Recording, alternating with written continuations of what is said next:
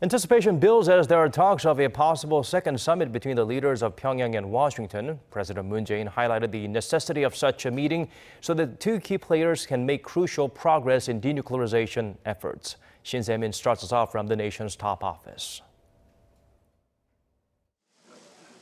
Less than a week left before President Moon Jae-in heads to Pyongyang for his third encounter with North Korean leader Kim Jong-un and a call for big moves by the regional players.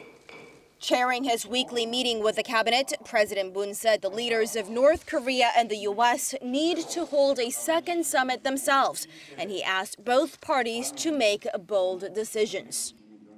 이제 북한이 보유 중인 핵을 폐기하는 한 차원 더 높은 단계로 나아가려면 다시 한번 북미 양 정상 간의 통큰 구상과 대담한 결단이 필요합니다.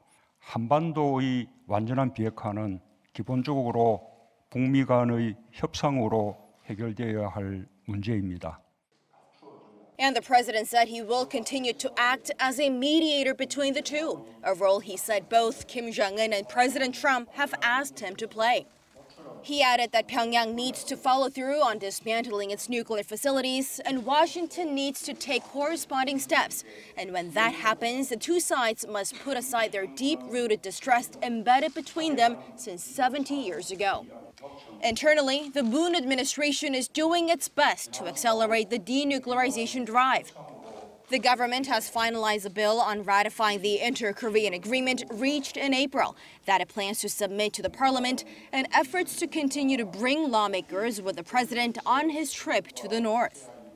Despite lawmakers being sharply divided over the trip, the top office says it plans to bring along those who do want to go. The big unknown is whether the summit next week will lead to another big step in denuclearizing the Korean Peninsula, just as President Moon had said, since the administration has yet to win a bipartisan support in its diplomacy with the North. Shin Se-min, Arirang News.